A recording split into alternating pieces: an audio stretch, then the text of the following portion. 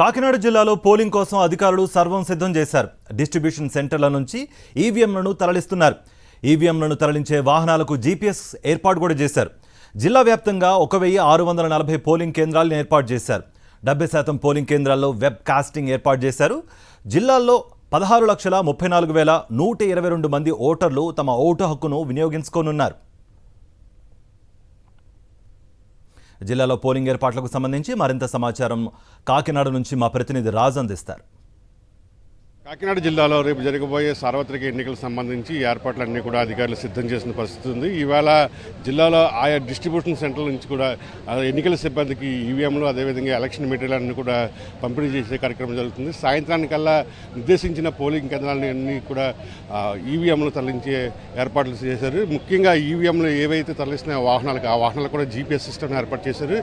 జిల్లా వ్యాప్తంగా 1640 పోలింగ్ కేంద్రాలను ఏర్పాటు చేశారు. మనం చూసినట్లయితే కాకినాడ మెక్లారెన్ హై స్కూల్లో ఇటు పార్లమెంటు అదేవిధంగా అసెంబ్లీకి సంబంధించినటువంటి ఈవీఎంలు డిస్ట్రిబ్యూషన్ కార్యక్రమం చాలా వేగంగా జరుగుతున్న పరిస్థితి ఉంది. కాకినాడ ఎన్నికల అధికారి ఉన్నారు, వార్తా మాట్లాడారు. సార్ చెప్పండి సార్, డిస్ట్రిబ్యూషన్ ఎట్లా జరుగుతుంది, ఎలాంటి ఏర్పాట్లు చేశాం సార్? మనం డిస్ట్రిబ్యూషన్ పూర్తి స్థాయిలో మొదలైందండి. పోలింగ్ సిబ్బంది అందరూ కూడా వచ్చి రిపోర్ట్ చేశారు. వారికి అలాట్ చేసినటువంటి పోలింగ్ కేంద్రాలకు సంబంధించినటువంటి టేబుల్స్ దగ్గర వాళ్ళు కూర్చోవడం జరుగుతుంది. కౌంటర్స్లో సిబ్బంది అంతా కూడా వచ్చి వెయిట్ చేస్తున్నారు. వారందరూ కూడా పూర్తి స్థాయిలో మెటీరియల్ అదేవిధంగా ఇవ్వడం జరుగుతుంది. వారికి ముందు మార్నింగ్ వచ్చారు, ఎర్లీ మార్నింగ్ వచ్చారు కాబట్టి వాళ్ళకి టిఫిన్ సదుపాయాలు కూడా అన్ని ఏర్పాటు చేశాం.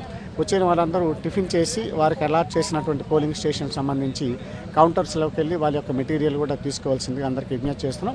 అందరూ సుమారుగా 80% మంది ఇప్పటికే రిపోర్ట్ చేశారు. మిగతా వాళ్ళు కూడా మనకు అరగంటలో అందరూ వచ్చి రిపోర్ట్ చేసి వారి యొక్క సంబంధించిన మెటీరియల్ అందరినీ తీసుకుని మొత్తం తీసుకెళ్ళడానికి అందరూ సిద్ధమవుతున్నారు. రైట్ సార్, ఇప్పుడు ప్రస్తుతం ఈ ఈవీఎంలు తరలించే వాహనాలకి ఏమైనా జీపీఎస్ సిస్టమ్ ఏర్పాటు చేశారా? ఎలాంటి ఏర్పాట్లు చేశారు?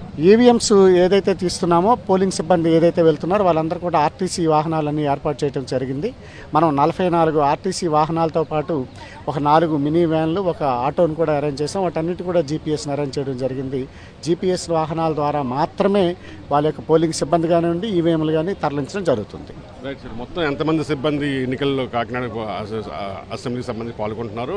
వాళ్ళకి ఎలాంటి ఏర్పాట్లు చేశారు పోలింగ్ కేంద్రాల్లో? సుమారుగా 1700 మంది పోలింగ్ పర్సనల్ మాత్రమే 1700 మంది వరకు పాల్గొంటున్నారండి. ఇది కాకుండా వివిధ ఇతర డ్యూటీలన్నీ కలిపి మరొక 300 నుంచి 400 మంది వరకు సుమారు 2000 పైచిలకు సిబ్బంది అందరూ పాల్గొంటున్నారండి. వాళ్ళకి సంబంధించి అందరూ కూడా ఇక్కడ వాళ్ళకి మంచినీరు కానివ్వండి, టిఫిన్లు కానివ్వండి, మధ్యాహ్నం భోజనం కానీ ఏర్పాటు చేయడం జరిగింది.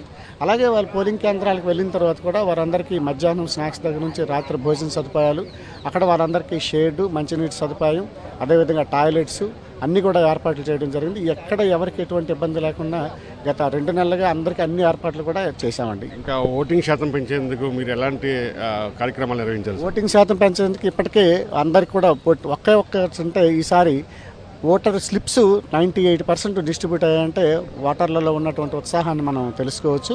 మొదటిది. అంతేకాకుండా ఇప్పటికే స్వీప్ కార్యక్రమాల ద్వారా పెద్ద ఎత్తున ప్రచారం చేయడం జరిగింది. వివిధ వర్గాలను కూడా అందులో ఇన్వాల్వ్ చేయడం జరిగింది. కాబట్టి ఈసారి ఓటింగ్ శాతం అనేది కనీసం ఒక 5% పెరుగుతుందని చెప్పి ఊహిస్తున్నాం. రైట్, ఇది మనం చూస్తున్నాం. ఇప్పటికే ఎన్నికల సిబ్బంది అందరూ కూడా డిస్ట్రిబ్యూషన్ కేంద్రాలు చేరుకుని రిపోర్టింగ్ చేసిన పరిస్థితి.